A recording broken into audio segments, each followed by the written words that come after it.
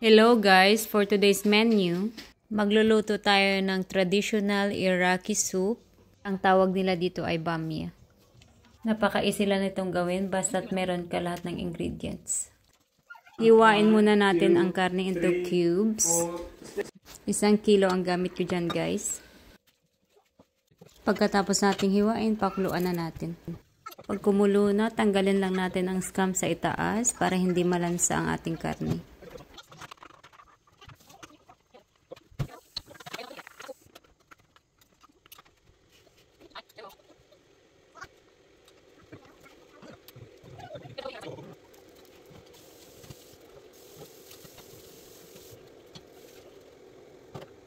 At lagyan na rin natin yan ng 1 tablespoon of sea salt. Gagamit tayo ng 2 bulb of garlic. At hiwain lang natin.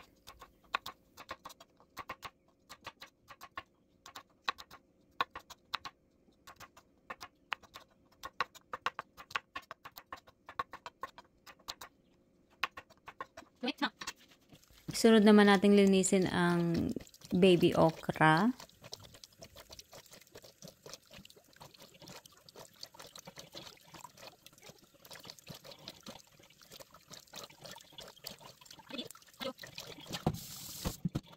Bago natin ihalo ang okra sa karne, gisahin muna natin.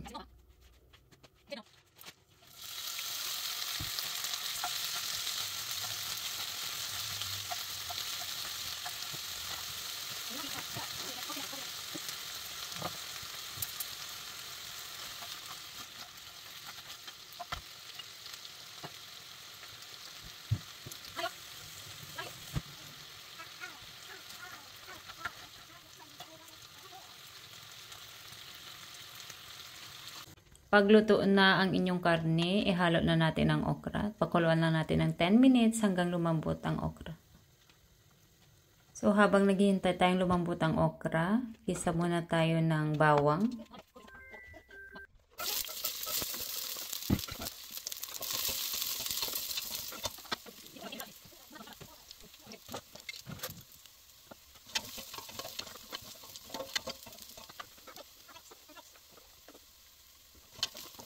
Pag naging golden brown na ang bawang, sunod naman natin ang tomato paste.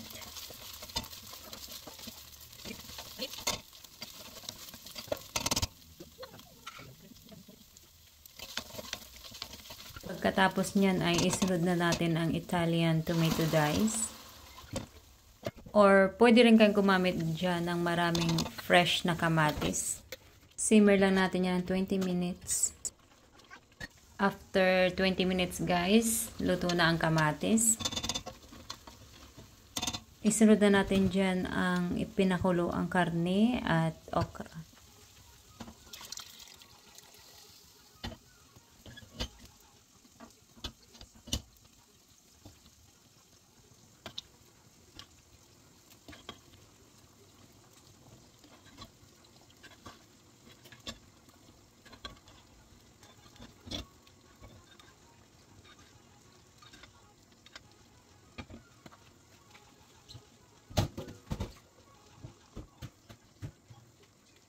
Pagkatapos ay haluan na rin natin ng tubig.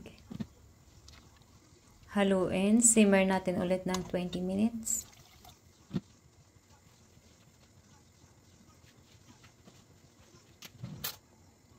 Lagyan natin ng kaunting ground pepper.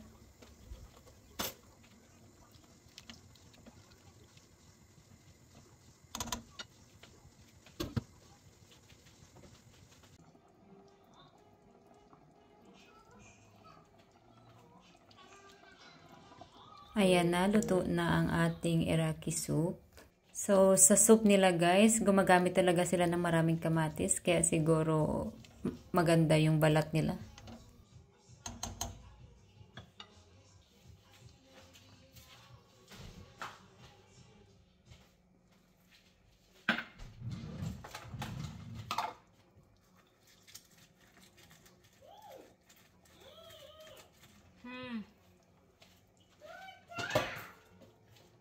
Maglalagay lang ako dyan guys ng lemon. Kung gusto nyo naman ng medyo maasim, lagyan nyo ng konting lemon.